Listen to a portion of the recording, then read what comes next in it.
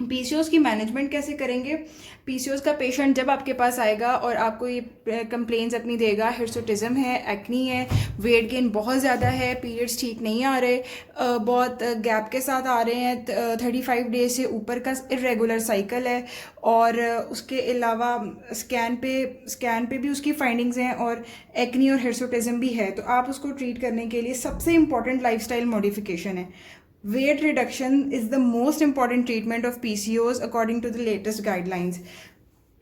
क्योंकि weight reduction के साथ जब वेट रिड्यूस होगा तो फिर हाइपर इंसुलिनीमिया, क्योंकि पीसीओएस का एक और क्लिनिकल फीचर है कि इसमें इंसुलिन का लेवल बहुत ज़्यादा होता है। हाइपर इंसुलिनीमिया की वजह से सारी हार्मोनल डिस्टर्बेंसेस आती हैं, और जो भी आप खाते हैं, जो भी डाइट में आप लेते हैं, वो सारा फैट्स में कन्वर्ट होता है।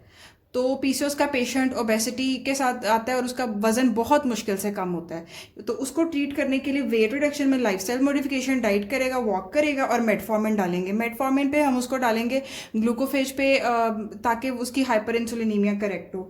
फिर हम कंबाइंड ओरल कॉन्ट्रासेप्टिव पिल्स, जिसमें एस्ट्रोजन प्रोजेस्टेरोन दोनों हैं, उनको साइक्लिकल देंगे, और उसके अलावा खाली प्रोजेस्टेरोन ओनली पिल्स भी दे सकते हैं, वो भी साइक्लिकल देंगे। लेकिन hormonal treatment is not the basic treatment of PCOS, because ये रिकरेंस हो जाएगा। ये जेनेटिकली पीसीओएस जेनेटिकल डिसऑर्डर है, you are born with PCOS, यानी कि आप पीसीओएस का पैदा हुए हैं, जब आप हार्मोनल ट्रीटमेंट लेंगे और जब आप छोड़ेंगे दोबारा रिकरेंट डिजीज होगी। सो लाइफस्टाइल मॉडिफिकेशन, जिंदगी में थ्रू आउट उन्होंने अपना वेट कम करना है, मीठे से परहेज करना है, वॉक करनी है, और अपना इंसुलिन हाइपर इंसुलिनीमिया को करेक्ट करने के लिए ग्लूकोफेज या मेटफॉर्मिन लेनी है। उसके बाद जो पेशेंट की प्रेजेंटेशन होती है कि सब फर्टिलिटी है, 75% ऑफ मैरिड वुमेन हमारे पास आती हैं और कहती हैं कि हम कंसीव नहीं कर पा रहे, तो उसमें हम उसकी भी ट्रीटमेंट में सबसे पहले वेट रिडक्शन है। वेट रिडक्शन के साथ देखा गया है कि 90% वुमेन कंसीव कर जाती हैं।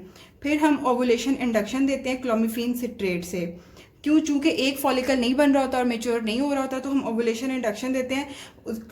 वो हम डे 2 ऑफ साइकिल पे देते हैं, 5 दिन तक। लेकिन इसका मैकेनिज्म ऑफ एक्शन ये है कि ये ब्रेन पे एक्ट करती है, जीएनआरएच पे, और एफएसएच और एलएच के सिक्रीशन कराती है, जो कि नॉर्मली जिस तरह होनी चाहिए। तो फॉलिकल स्टिमुलेटिंग हार्मोन जब सिक्रीट होता है तो वो फॉलिकल्स को मेच्योर करता है, जो कि पीसीओएस के पेशेंट में फॉलिकल्स मेच्योर नहीं होते, मल्टीपल फॉलिकल्स बनते रहते हैं, कोई एक एग रिलीज नहीं होता।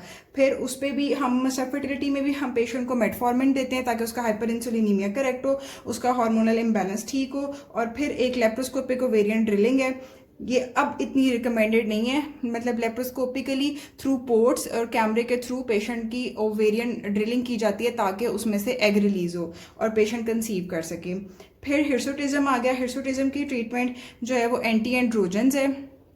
एंटी एंड्रोजन्स दे सकते हैं हम पेशेंट को, और वो भी साइक्लिकल देते हैं फॉर 3 मंथ्स। और फिर लेज़र ट्रीटमेंट है, या इसमें एफ्लोरनीथीन लिखा हुआ है आप लोगों के बुक में, और इलेक्ट्रोलिसिस लिखा हुआ है, आईपीएल और लेज़र टेक्निक्स लिखा हुआ है। तो ये सारी ट्रीटमेंट और डायग्नोसिस ऑफ पीसीओएस आज कवर हो गया।